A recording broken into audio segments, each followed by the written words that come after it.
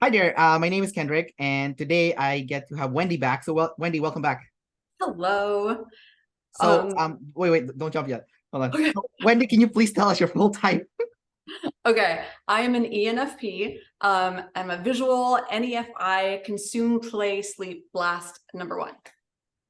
You know, um, we know that you have things problem, not people problem. When like the biggest issue is like just memorizing the sensory.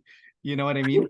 Like it's not Yeah. even like any other people stuff. It's like it's the stupid letters. Right. Yeah. It's like memorizing it. It's knowing I'm gonna have to say it. And since I am like blast, it's like, okay, I gotta get it out correctly. And there's anxiety around that. So Yeah. So it's been like almost I think 3 years since we last spoke. Something like that. it's And forever. yeah. So what's new with you, and how's your journey been like working on your last animal, that ST blast of yours? Yeah, so it's been interesting, right? So let's see, the last 3 years we've been renovating. I'm now a creative director at our Taylor Living magazine, which it's a local lifestyle magazine. So it's been great because I've been able to like work, get my creative outlet going, but not necessarily have to own my own business and do like photography and all the business stuff that comes around that I absolutely like no. So that's been really great. Been focusing on that a lot. And with it's funny because I am very different at what this actually just came up today. It was like if I'm last, right? So I just say what I have to. Like I don't necessarily talk with my boss a lot. She just tells me what to do. I'm like, all right, cool, I'll do it. Or if we need to like talk about a specific thing, we talk about that specific thing. But I don't do a whole lot of play at work. I don't do a whole lot of like, let's talk about things. I don't know. And it's just me and her now. For a while there, it was some other people, which was a little bit easier to play because I had a little bit more like I can ping back. Like if somebody else sets the vibe, I can play a lot easier. So yeah, that's kind of a little bit. I don't like think about my demons a whole lot or like demon blast. Think more about demon sensory.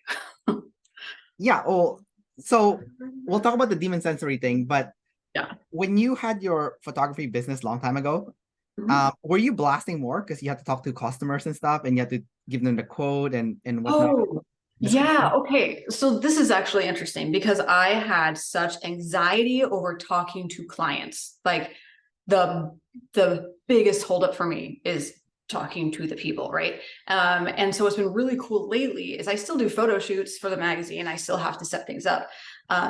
But now I've practiced it. Like I'm almost 40 and I'm just now feeling like this, but I've practiced enough interacting with these clients and I've had enough feedback where they're like, wow, that was actually super fun. Like, thanks so much for making that fun. Like I've had enough feedback that I'm like, oh, okay, I actually think I can do this now. Whereas I just have like a ton of imposter syndrome. I have a ton of like, you're just faking it. You don't know what you're doing. What are you going to tell them next? They're like, oh crap, I have forgotten every pose I've ever learned in my life. And I do that every single session. Um, so now that I finally have like the groove of like, okay, these are the things that I say, and I've said them enough. It's prepared. Like I was just now preparing to say things beforehand. Here, it's enough of a prepared script that I can do that. And I know and I'm not a preparing kind of person. I know if I had like maybe put some forethought into stuff before earlier on, I don't know. I don't work like that. I work a lot better on the fly. So yeah. Yeah, of course. You're an ENFP, so winging it is the best the best thing to do still. Yeah. Yes. Um, yeah. You said you wanted to talk about demon sensory as like the main problem that you're having. Can you talk about a little bit about the demon sensory thing, and has it improved over the years, or is it still like just as bad as it once was? It's bad, you know. I don't think it ever gets better because it's constantly it's either I put this thing down in a random spot or I put it in the spot that I was like, okay, I'm gonna put it in this spot and that's gonna be my designated spot, and then I forget where that is.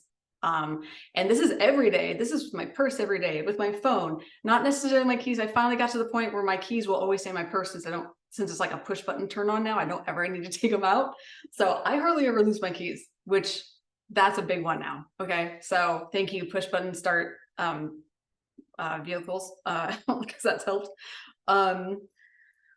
Yeah, it's just losing the things all the time is just part of who I am. And he has to learn to love me for that. So yeah. It's funny with the losing thing. It's like a feminine sensory thing, especially at the bottom. My girlfriend is like an INTJ, double feminine, also Mhm. and feminine sensory. And I don't can't tell you how many times like she's lost her keys and she's like wrecking like the place we're living in, just destroying everything looking for the keys. It's So frustrating. It's so frustrating. And you think every time, why can't I just think a little bit when I put it down? Like all I have to do is like, it's right there. But it's like my brain is somewhere else every single time. I'm not thinking about what this is. I'm onto something new. So right. Yeah, especially with your masculine energy, you're always like future projecting on like all the cool stuff you could be doing, right? As opposed to like, or where am I placing my keys, you know? yeah, Yeah, exactly. That doesn't matter. This has a little thing. Let's think about yeah. something Until you better. freak out, obviously, later on. Yeah, Uh, exactly. I want to talk to you about your social type because that's like super interesting. So you're an ENFP, but you're like a number one, right? So you're like a would you say this description fits you? You're like hype, you're super competitive, you want to be the best, achievement oriented, very driven.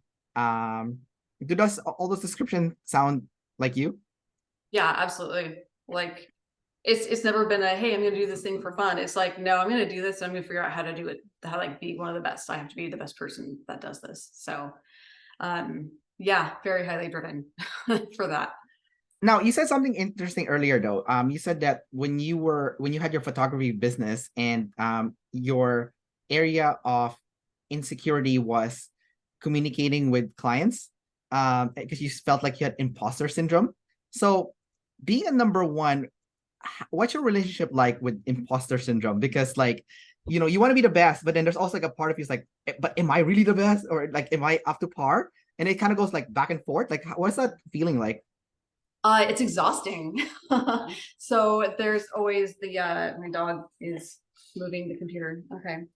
Um okay. So if we go back, so when I was in school, I was a musician. I played flute, right?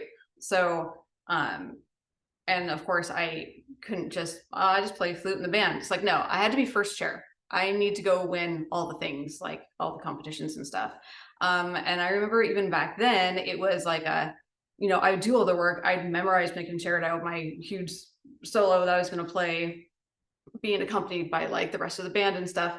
But it's even like right before a performance, I'm like, oh my gosh, do I actually have this memorized? Wait, do I actually know what I'm doing? It was just always this feeling of I'm tricking people into thinking I'm actually this good when I'm really not this good. I'm just trying to be that good, you know? And I actually found out this is very much like an ADHD, that imposter syndrome thing is very much an ADHD thing, which I'm definitely have like a bunch of ADHD stuff going on. But it's the idea of like your brain doesn't function when you want to call upon it, right? It's like the where do I put my stuff? I don't even know. What day did this happen? I don't know. Like I can't pull out these little details. And so like you don't trust your brain to pull out the knowledge it really needs in the moment. You're like, crap, can I do this? Do I actually know this? And you have to be like, oh yeah, I actually do. I practice this. I don't have to think about it. Whereas these other like little details that we don't necessarily put a lot of thought in, it's like, yeah, I don't know. I don't know. So yeah. Did you ever get over that imposter syndrome, or is it like ever like kind of it's like a shadow that's always looming, you know, in the background? Yeah, I decided it's like this little gremlin that's gonna live in my back seat. And every time I see it like trying to come up like next to me in the passenger seat, I'd be like, hey, stop it. You gotta get back there. Like, we're not gonna let you like run my life. Like, I know you're here, but like, yeah, I don't think it's ever a thing that's I'm gonna completely overcome. It goes away in the moments of validation. So some like photographers don't ever feel the need to do competition. They're like, I just don't really care about that. But for me, I was like, but I have to know, am I actually good or is it just in my head? Like, please tell me. Like, I need the critique. I need to know. I need to do better because I don't want to make something that's terrible and not know. Yeah, that is terrible. So, I mean, it's not terrible.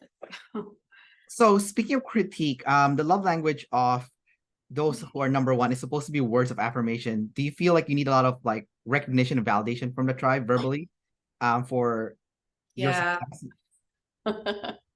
Yeah, that is important to me. And I might play it off a lot. There's kind of two sides to this coin. There's like yeah, I think I'm doing really well. I may think I'm doing really well at stuff. I might think I looked good today or feel like I'm doing the things. But that I don't necessarily uh think other people are gonna, it's like I have my own little delusion of how I think things are, and then I don't necessarily think outside people are gonna think that also. So when they do say something that's like, and I'm like, oh, I actually worked really hard on that, and you notice, yes, thank you, it's good for real. Like that's what it feels like. Oh, So I see. I see. Just to confirm what you're actually already feeling inside. It's yeah. yeah, so Um, I think it's good, but does anyone else think it's good? I don't know. So yeah, it is important. so being a number one means you have demon friends like very much at the very bottom. I want to ask you several questions about this because this is also interesting. The first one I have is you have a huge family. You have like 6 kids, right, with Nathan, and because you have a family, that kind of takes away time from achievement in favor of managing a family. Um, what's been like with your experience being a number one, but then having a family that you need to manage, but then still having a desire to compete, be the best, and whatnot. Mhm. I think there's very much a time and season for different things, and I have put some things on hold and just going like, you know what, it's not the season for this thing. Like I have a family, I need to manage my family. And that's kind of where it's so the, I think it comes up in a couple different ways.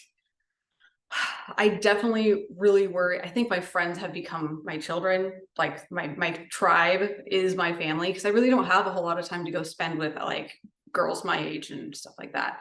Um, so I very much overly worry if they like me. I'm like, but do you like me? So so it's a lot of fun when I love it when they have friends who start calling me mom. They're like, hey mom, and they're just like, your mom's so cool. I'm like, yes, I'm not a regular mom, I'm a cool mom. Like so I think yeah, that's kind of where it comes in. But like I'm constantly like, oh crap, I hope you're not traumatized. You have, or I'm like, go ahead and talk to your therapist about this when you're an adult. It's fine. I'm giving you trauma right now. But that's where all my anxiety is. My anxiety is, how am I affecting my tribe? How am I affecting these little minds that I'm trying to get to develop into being a good human, and trying to decide at what point is, do I need to be a soft landing, or where do I need to be the discipline, or like that is constantly on my brain. And I kind of wonder if it's that demon friends that,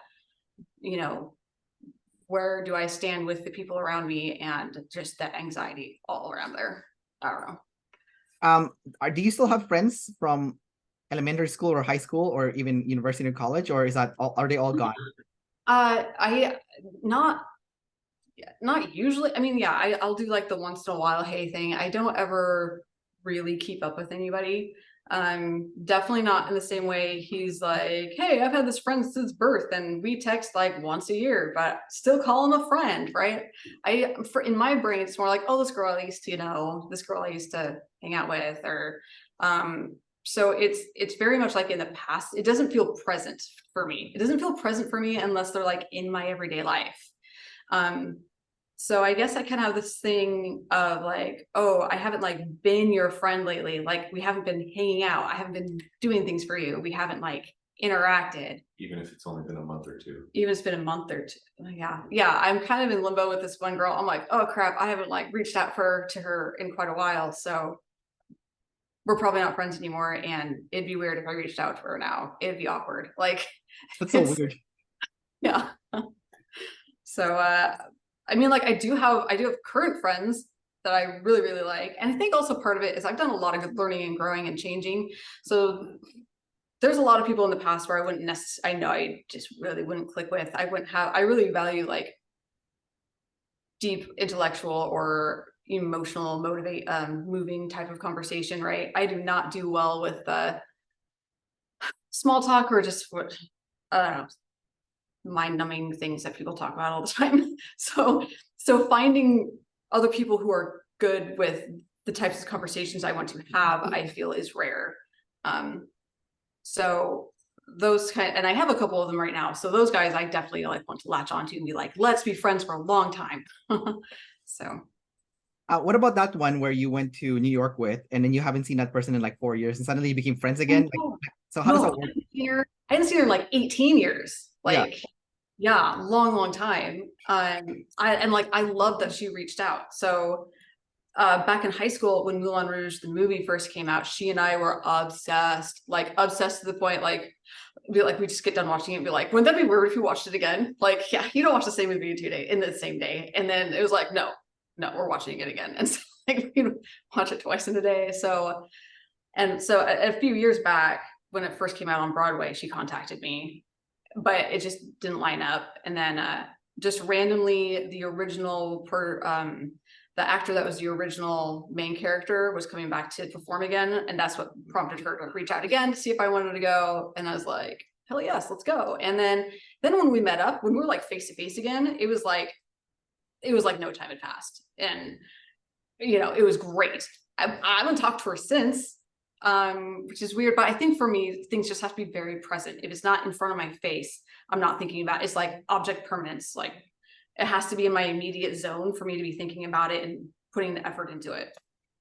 So do you still see that person as a friend then, since you guys did that like 18 years ago? Yes, that did change things for me for sure. And I understand it's like just my way of thinking, especially seeing how easy it is for Nathan to just, hey, get together with people. Yeah, I know that anxiety is just in my head and I don't really need to feel like that. So there's something interesting about your type, because you're a visual and you're a number one, right? So usually, so when the way your fashion is, it looks like it's very deliberate, like everything's been thought about. So that's something like usually visuals do, but also number ones also do it. So when you're dressing up, are you dressing up for the sake of just looking good and standing out, or is it because like you have an artistic mind and you want everything to look a certain way, and aesthetics is like an art form, right? Or is it like a mix of both, because you're number one and you're visual? Like, what's your take on that? Yeah, okay. So I just like pretty things and I like to make things look good together. I think it's just very much an artistic thing. I think it's also pushing against how I was raised, because I was raised up until I was 34. This guy looks like he's trying to not say stuff. Okay, we're good. Okay. You can pop in any moment. Okay. All right. So yeah, till I was 34, very strict modesty standards. Like, it was not like, it was always up to here, like, and like at least a t-shirt and then nothing above the knee. Forever and ever, amen. And it was something that I lived by, but I also felt very stifled by. It was very difficult standard, even though it was something I believed until I was about 34. So when I decided to move away from that religion, I got to explore a lot of fashions that I thought I would never be able to. So I felt like this, like, it was like a discovery of self. It was like, what is my fashion? What do I want to look like? I've never had the choice before. So it was incredible exploring that. So now I use it as, it's triggering for people to think I could be Mormon. So I feel like I could be what? Sorry? I could be Mormon. So my religion that I left. Because there's little indicators that you can see and you'd be like, oh, that person's Mormon. And you can tell by the way they're dressed in certain aspects. So I was like, in no way do I ever want to look like that ever again. Yeah. And so I make very deliberate things because I find it healing. I find it very healing. Yeah, so I do deliberately dress in a particular way to give off a certain, because both I love it and I do not want to be associated with this other look. That is very triggering. Oh, I see. So it's like your rebellious side coming out and it being like a contrarian, but it's also like an art form. So it's like a bunch of different stuff. It's not just like a Yeah. thing. So like my tattoo, there's a lot of meaning behind my tattoo, and I love my tattoo, and it's beautiful. Like, it's not just like I'm gonna get a tattoo just to be, there has to be What does it meaning mean? behind it. There has to be reasons. Oh, so it's all my kids' birth flowers. I have Oh, 6 children, so birth flowers. And then I have 2 little bees because I have my son's both pet bee as toddlers that go pet honeybees that were like on flowers. And I'm just like, oh, really? what? That's Yeah. weird. So I have my bee charmers. Anyway, so it means a lot, right? And yeah, so I'm going through my teenage rebellious side because I never got to, and I'm full on embracing it. Yeah, no, that's cool. Like it has to come out, right? So mine's never, it's never too late to be a rebellious teenager. So Right, um right. yeah, I'm only asking this question because I have spoken a lot to someone that's like similar type as you. Have you spoken to Ashley, who's also like a visual ENFP? Yes, a couple years back. Yeah, yeah. So like she's also like big into fashion also, but I can tell she's not doing it to flex or anything. It's just like she's a visual, so she cares about aesthetics, you know. Mhm. So I was asking you because you're number one. So I was like, which is the the motivator? Is it that? But then I'm surprised to hear like, oh, it's rebellion. Rebellion is the motivator. So that's like really Be a interesting. flex. It is a flex. It's a flex. It's totally a flex. Okay, Definitely. so you also want to stand out and be seen and to look good to just like get the compliments. Yeah, okay, Nathan's confirming. It's like he's like hell yeah. Okay, I'm all for it. Thank you. yeah. So let's talk about the flex thing.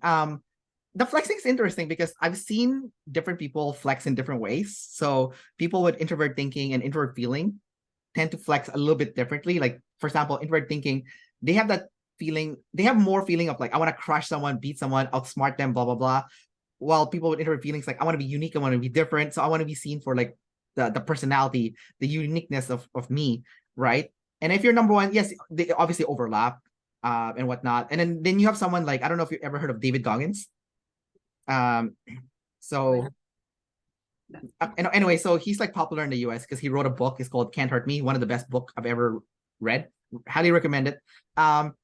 So for him, he's trying to flex his toughness. Like I'm the toughest guy in the world, right?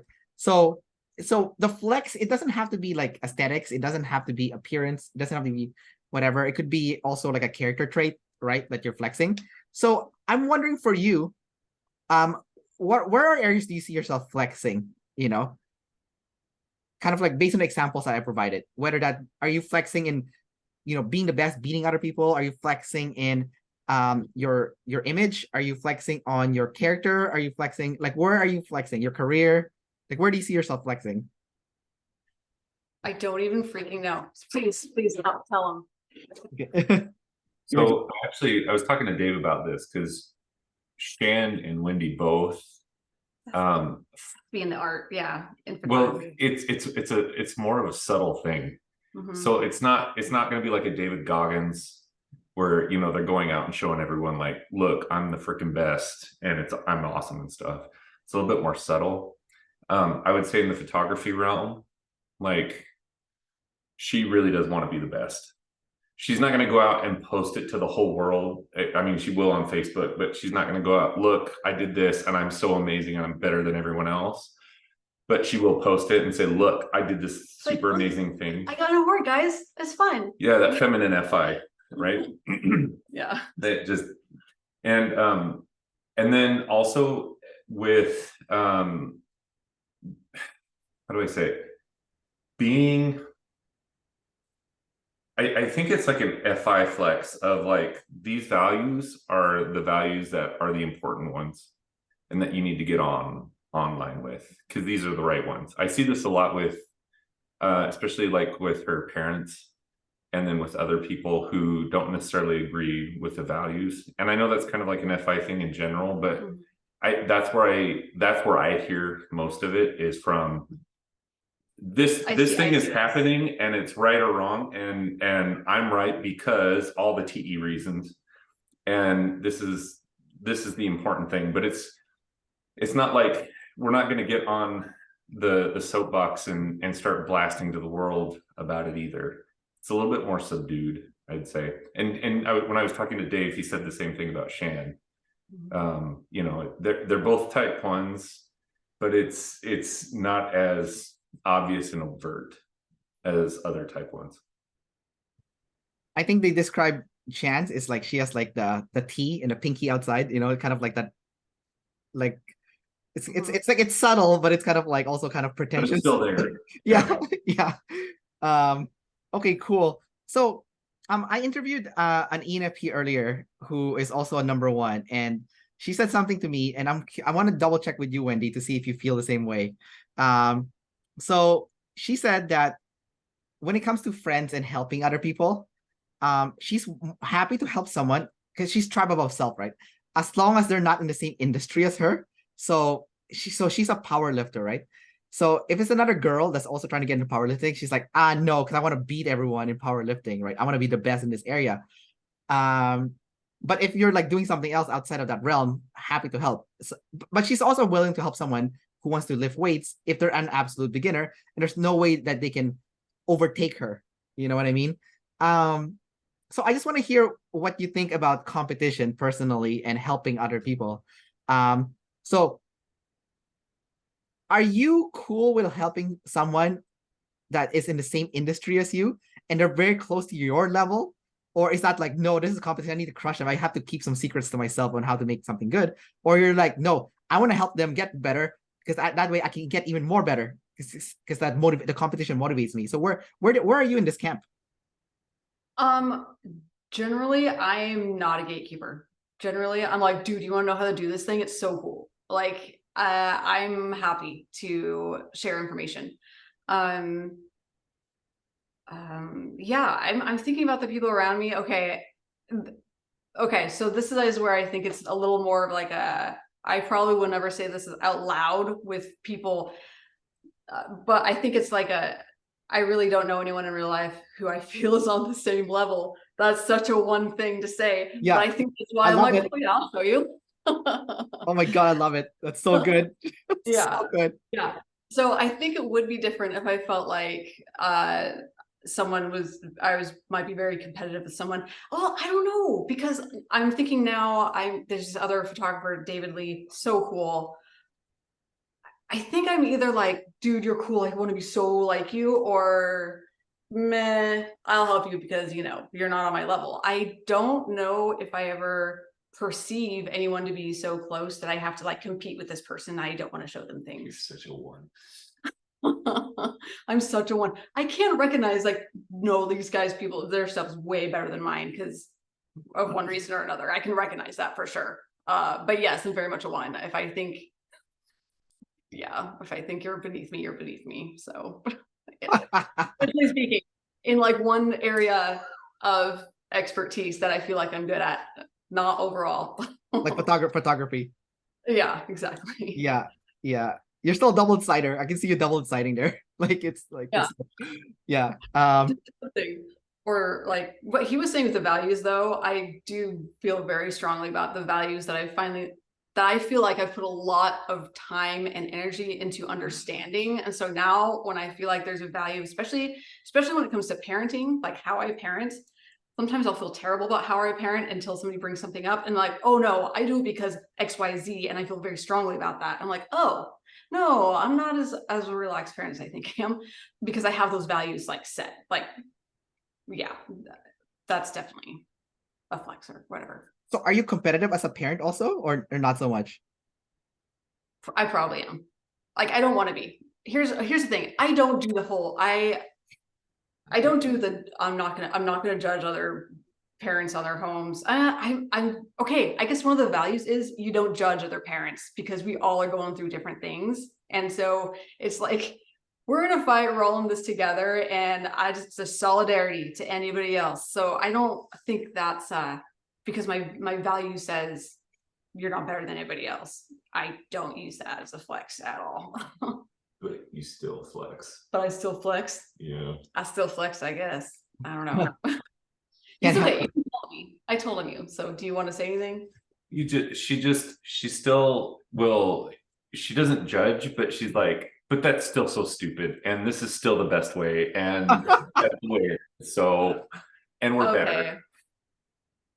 Dang it, you're right. It's like, I don't want to judge you, but I kind of am, you know? Okay, and then I'll always qualify it with, but we don't really know everything that's going, like, I'll be like, Yeah, she still tries to double decide through it, to be like, but she's still flexing. yeah.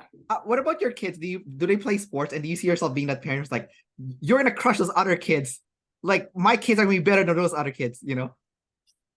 Well, yeah, I'm like, Aylin is like, I have one sports kid, and we're like, yeah, Aylin's like the best on our team. Of course she is, you know? Like, and that's her attitude too. She's like, I'm gonna crush y'all. She can talk. She's 9, and the way this girl talks smack is hilarious. She's so funny. So your kid is a 1 also? You have like a kid that's a 1? You want? She's like, I'm built different. Yeah. Oh my God, you have a kid that's a 1 also. That's She's so funny. Like, yeah. And I just had a meeting with her teachers, and like, same thing. They're like, this girl is actually hilarious. I'm like, I know, right? She is the best. Flexing. So, yeah. Nathan looks like he wants to say something. I saw him like sneaking in there. Oh no, just she's flex. She's savior flex. I'm talking about Aylin. Aylin savior flex. I see. Yeah, 1. That's cool. Probably the similar type as you know, because like there's always like a kid that's similar type as their parents, right? Yeah. You and I can ping off each other, and she literally comes into the room and will be flexing. It's true. She'll be like, so your other savior is responsibility. So can you talk about, you know, so part of being number 2 as a savior also, because you're a 1, right? And then as a 1, your other savior is responsibility. And what is really responsibility? Well, in responsibility, you're going to be seeking independence. You're going to be seeking independence, meaning like you want to do a bunch of different stuff. That way you can be self-sufficient, and also attracted to entrepreneurship. Again, going back to independence, where like I can make my own money if I want to. I don't need anybody, right? And then but yeah, so also not making excuses and being results oriented. Like, I'm gonna get the result, I'm gonna do whatever it takes to get the result.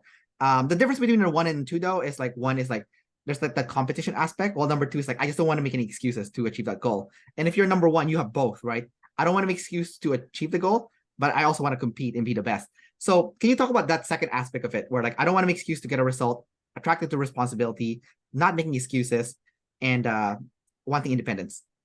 yeah, like everything about that is exactly how I think.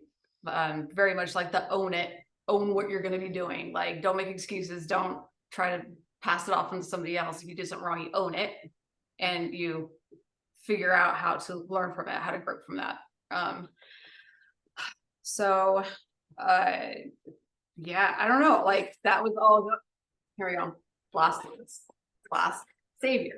One of the things Dave talks about is how 1s and 2s especially are like constantly like jumping from lily pad to lily pad. Like, they're always scheming, like they're working on their next scheme, right?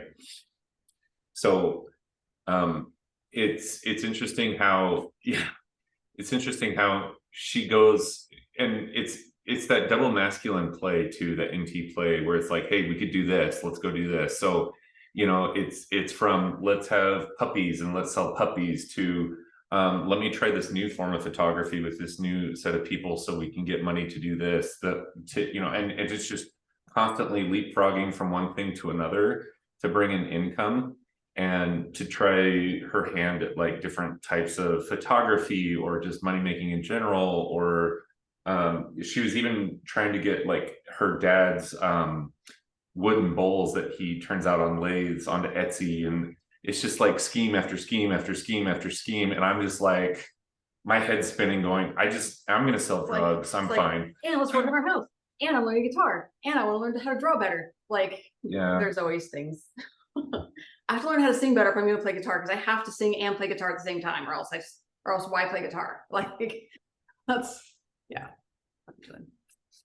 There's but I gotta say too, like usually whenever she throws her hand into, she gets proficient enough to do it and become like that jack of all trades type of number 2 that we typically associate with. but with still that kind of lead flex of like, I still want to be the best at it, whatever it is we're going to be doing. It's Yes. interesting though that even though you are the jack of all trades and you do a bunch of different stuff, that the photography never left. It like stayed. So how were you able to stick in that one? Especially you're an ENFP, right? And ENFPs, they have Yeah. trouble like focusing on one thing. So what happened there? How did you focus on that one thing for so long? I was so afraid that I would not, like, because I knew I jump around a lot, right? And so, and even saying I've stuck with photography, I really haven't, because I did it for, I think, consecutively 5 years, maybe. Still do it here and there for the magazine. And I still do it for the magazine. But in that, I did, well, what ended up happening was I branded myself into a corner. I branded myself into a corner that I didn't internally value, I didn't internally align with. I felt like I needed an out. So I was already at a point like, I'm ready for the next thing. And luckily we had a bonus baby. So that was an easy way for me to be like, oh, I guess I'm done with photography because I'm having a baby, right? And then I actually had, like, I didn't even want to think about picking up a camera because I had such anxiety from what my business had become before. And it wasn't until I got in, and then I was like, on to the next thing, which was the magazine, because I knew Adobe InDesign from my graphic design stuff back in college. I didn't graduate college because I ended up having my first kid, but I knew InDesign. And anyway, and the local magazine was like, hey, I need a new graphic designer, someone who knows InDesign inside and out. I was like, oh, me, I'm looking for a part. It was just like perfect, because it wasn't photography necessarily, but I was going to be able to get into what I started on a long time ago. And then I ended up that I slowly got back into photography in a very different way. So instead of doing family portrait or high-end portrait, it's like, here, let's do some product photography and some headshots. So it was like, okay, I'm going to get back into it in a very roundabout way. So I have a lot less anxiety about it. And so that's been really awesome. And I've really only competed once since I got back into it with like the magazine and stuff. So yeah, I still do it. I still enjoy it. I'm definitely not as into it as I was before. Like, I feel like I'm falling behind in a lot of post-processing education. But it's still kind of there. It's still there, you know? So, and like I said, I am kind of moving on to new things, because now it's like, right now it's guitar and trying to be happy in a job where I'm working for someone else. It goes back and forth. So. But that's cool. I guess you loop back to photography just in a different avenue. So same skill set, different target. Yeah. Oh yeah, sorry. And just to add on to that, because I keep forgetting. Yeah. I am trying to do photography again as a photography business. And I'm coming back into it through boudoir, which is a style of photography I felt like I couldn't ever touch before, but now I really, really value with women, and then getting in touch with that side of themselves and feeling very feminine and beautiful visually. Like, there's very much these visual things that I'm like, yes, I love this type of photography. So yeah, I have a website and everything, but I don't know, something about my brain is still like, wait, we're not doing that yet, are we? I'm like, actually, no, that's right. I like set everything up. We're doing this. So, yeah. Is that the blast last trying to halt the production when you're ready to go? Yeah. I think there's just still just like this little part of me that's like, I'm a photographer. Oh, I said it. You're like, I don't know. It's you don't want to be labeled as a photographer again or something? Like, you don't want the label, or? I think it's just from trauma of last time. There's a lot of trauma of the feeling, because I was raised to be a stay-at-home mom. I was raised in a way where you do things for people for free. So having a business where it's like, no, I need to ask for money to sustain my business. And that's just what you do when you're in business. Your stuff has prices, and you have to tell people your prices. That's a huge like mental block for me. So that's the part where I'm like, and I do want to sell photography. I value my photography. I think it's great. I have to say numbers at some point if I bring up my photography business. So then it's like, maybe I just shouldn't say anything. Oh, the insecurity is from communicating the price, not so much the photography itself. Yeah. It's the ST blast. It's ST because that ST is price, right? Yes, it's the ST. I see. Absolutely. I Absolutely. see. I see. Oh wow, that's crazy. How that's like it's like you know saying your type earlier. It's like that the label or the word itself is the problem. It's the hard part. But is it the communicating that price tag that is the source of concern for you, or is it like how they're gonna take it? Because obviously you're probably gonna charge a lot. So like Yeah, it's how they're gonna take it, and it's like, and it's like, especially this last time, I was like, I want to make this as affordable as possible because, you know, I want to give something, I want to make it to available to as many people as possible, and I understand the higher price tags are make it hard. But then I also want to give them a product that I believe in. So I have this whole thing where I want to do, you know, boudoir. So I'm going to call it an under the bed book, right? This little secret book that they can have of all their images. So I'm looking at what album, what is my ideal thing that I want to have, get them to have, right? So I found this album is gorgeous. It's scented lavender. It comes in a velvet pouch. It is like everything I want to like give to people. But my cost for that book for 10 spreads, you know, 20 pages, you know, just spreads are just front and back, right? Is $300, you know? But even like regular albums that don't have all that is like $200 for me. So I'm like, that's just the album. And then I have other fees and stuff. So I'm like, oh, it's not going to be as affordable as I want it to be. So yeah, it's the numbers, struggle around numbers all the time. ST struggle. Like I can't. yeah. Um, you know, you said you were Mormon, right, earlier? So you taking those boudoir pictures, does that go against the values of your past self then as a Mormon? And so that's the first question I have. And the second question I have, which I forgot. Let's just answer this first and then I'll remember it in a second. So Yeah, that's fine. Yeah, so I secretly loved boudoir. I mean, and just like sensual beauty. I feel like human body is a woman's body is gorgeous, and I love that entire side. I was also taught that it's trashy to not be modest, and you know, we don't do those kinds of things with our body and stuff like that. So having the freedom to be like, I actually really like this genre and I would love to produce just this, and it would just fill my you know, I don't know, my visual need to express beauty. I feel like it just checks so many boxes. And then also it feels like rebellion, which I'm loving right now. So yeah, I really like that. I definitely don't tell my mom what I'm doing. I was like, yeah, I'm getting back into photography. And here I am 38 and I don't want to tell my mom that I'm, you know, doing boudoir photography. So right. Wow. Okay. yeah. Geez, that's funny. I guess I'll tell her eventually, but you know, I guess I mean, she'll find out, you know, yeah, it's fine.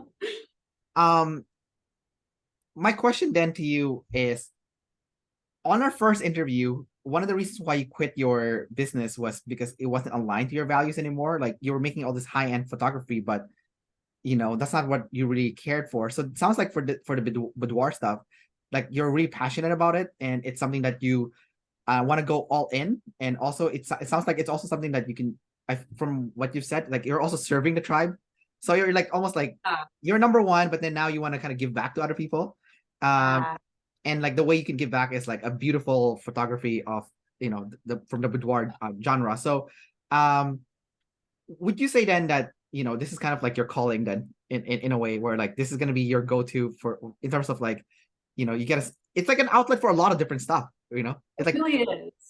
yeah. Yeah, I would love to make it my calling. There is, you know, I'm trying to work for this. It's very small right now because I was even like, oh yeah, I have a website. So yeah, it's small right now. But eventually, yeah, it would be amazing. It would be amazing to be able to do this on a regular basis. It would feel like fulfilling a calling because I don't feel like boudoir is for any partner. I feel like it's absolutely for the woman Yeah. because you're told so many things, and you know, self-esteem and all these things that we see when we look into the mirror, to be able to show somebody is like, actually, you're pretty hot. No, that's like the really, that was a really superfluous way to say it. Be like, no, damn girl, you are beautiful. And it, like, forget all these things that you see, you know, like body dysmorphia. Like, we all have body dysmorphia. It's like just getting someone to be like, holy crap, that was me. I am capable of like looking like that. Or, you know, like I love that. And I love the aesthetic of like, you know, just like the feel of this album, right? Like the physical thing, right, is part of the art that I love. So yeah, I finally found what's the product that I value enough that I don't feel like I'm tricking them into buy it. I don't want to trick anyone into buying it. Where before, like these big, like I probably told you, I was doing this big wall art that's supposed to be like an heirloom forever and ever. And I'm like, I like to change my wall pictures yearly. You know, like obviously that was not aligning with my values. And at that time I was like, I don't know what it is. And now I'm like, it's an album and it's sexy. And I cannot wait to give that to people, right? So yeah, that's like the perfect cover text also. Like, you're pretty hot. Like, that's a pretty good cover text too, right? oh yeah. And then the other thing is like you know, like Nathan was saying earlier that you have a bunch of scams that you were doing before. So that's like kind of like a, like before when you're selling like the big portraits and stuff, it's like it's almost like a scam or a gimmick. But like, you know, like the way Dave and Chan describes like a 3 and 4 is like they're very pure in their intention when they're creating something. So I feel like now when you're talking about your boudoir stuff, it feels like the intention is pure. It's like, you know, I want to empower women to feel good about their body and stuff, right? So it sounds like you're now moving on to your demons, because like you're specializing, which is boudoir, and it's pure because it's like an art form. It's not like a gimmick, right? And then and then there's also like the number 4 aspect of it, which is like, I'm doing it for people, for the people, right?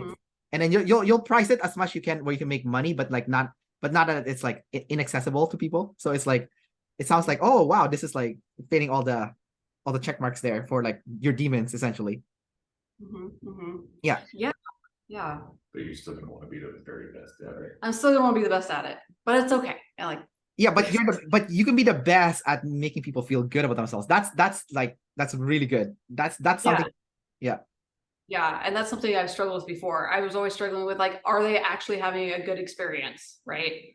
And now because I've practiced in other areas, I can be like, I'm confident that I can bring someone through a really good experience. And really, that's what the whole shoot is about. Is like, damn, that was such a good time. I felt amazing. And then you're like, holy crap, and I have these amazing photos, right? So yeah, giving someone a good experience, and which is very much a demon. Like, that's something that just like, I'm boring. Like, no one would like me, you know, just that worry. So so one comment though I think is very interesting is a lot of the work that you're doing is very SF cool and popular, like things that people actually like aesthetically would want to see or and whatnot. But you're a double masculine anti-nerd. So it's like weird, right? It's like you're actually a huge nerd, but people don't know, you know?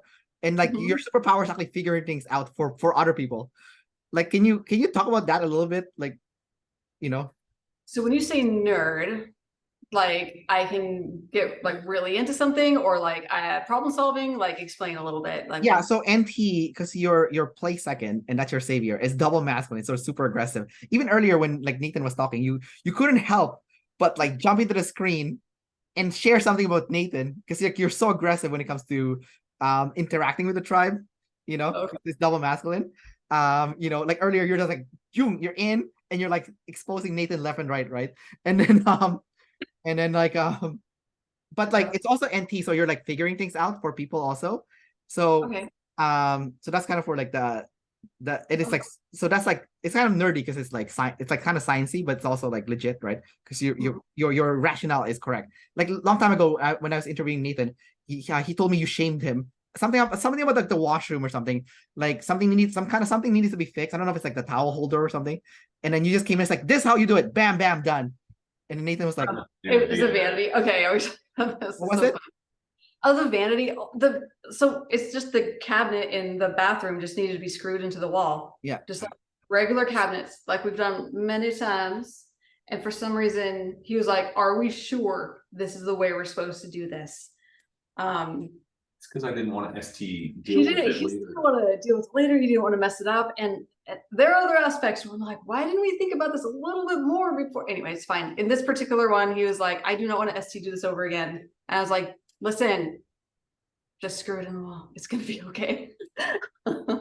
So I don't know. I definitely enjoy the problem solving of what's this new thing? How can we make this new thing happen? Like that is very fun for sure. That's what keeps me going at work. A lot of times, so I get like the Word documents and pictures, and I'm supposed to make it look pretty in this layout in a magazine, right? So I'm constantly being given puzzles because they're all different word counts. I have different photos and I need to make it flow as a story, and that's never going to look the same way twice. So yeah, I very much enjoy that process. I nerd out on that for sure. Yeah. And I do that with my photography too. I'm like, I need to get this feeling across. Like, what do I technically need to do?